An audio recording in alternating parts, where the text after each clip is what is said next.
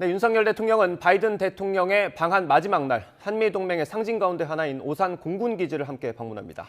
윤 대통령은 돈독한 신뢰관계가 됐다는 바이든 대통령을 직접 배웅할 예정입니다. 취재기자 연결합니다. 조은지 기자. 네, 용산 대통령실입니다. 네, 원래 안보 일정으로 비무장지대 그러니까 DMZ 가지 않을까 이런 예상이 많았는데 오산 공군기지를 선택했네요. 네, 바이든 대통령이 부통령 시절에 DMZ를 방문한 적이 있어서 이미 이번에는 미 오산 기지를 찾기로 했습니다.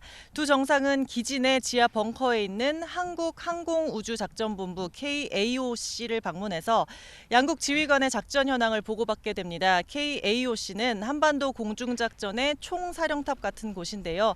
전시에 한미 양국 공군사령관이 그곳에서 모든 작전 상황과 공역 정보를 실시간으로 확인해서 정찰, 방어, 공격 등 공중작전을 지휘하고 통제합니다.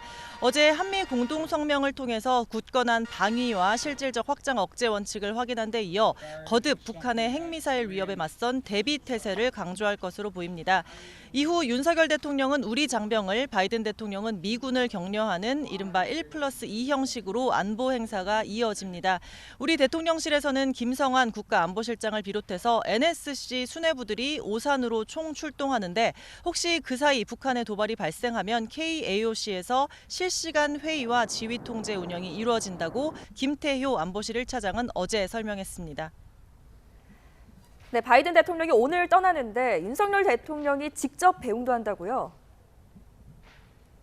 네, 바이든 대통령은 바로 일본으로 갑니다. 미국과 일본, 호주와 인도 4개국 협의체인 쿼드 정상회의가 일본에서 있습니다.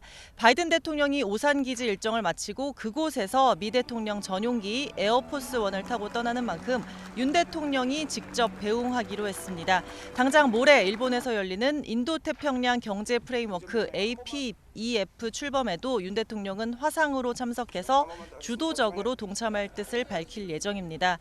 윤석열과 바이든 처음 만난 두 대통령은 지난 이틀 돈독한 신뢰관계를 쌓았다고 하는데요.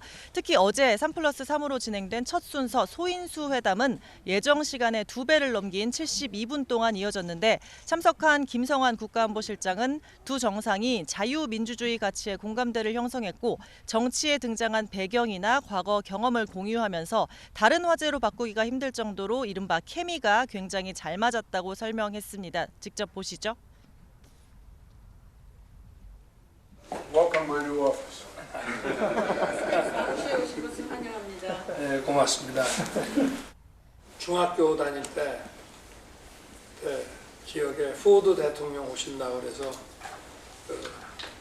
공항 그 앞에서 성조기 들고 와서 환영했던 기억이 납니다.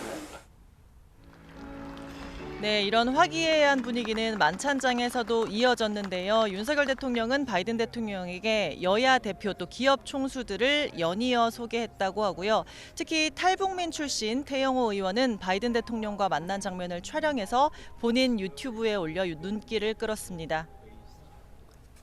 네, 윤석열 대통령 정말 사흘 동안 바쁜 일정 소화하고 있는데 오늘 저녁에는 또 다른 일정이 있죠? 네, 청와대 개방을 기념해서 생방송으로 진행되는 KBS 열린 음악회를 관람할 예정입니다. 부인 김건희 여사도 동행합니다. 대통령 부부는 취임 첫 주말이었던 지난주엔 백화점 쇼핑, 또 광장시장과 남산 한옥마을을 찾았죠. 시민 사이에서 지내겠다는 대통령의 뜻과 청와대 시대를 직접 끝낸 의미까지 더해서 오늘 음악회를 찾는 것으로 보입니다. 대통령도 짧게 한마디 정도 할 예정입니다. 한편 2박 3일 한미 정상회담 시기에 한덕수 국무총리가 국회 문턱을 넘으면서 복지부 정호영 장관 후보자가 이르면 오늘 거취 표명을 할 거라는 예상도 많은데요.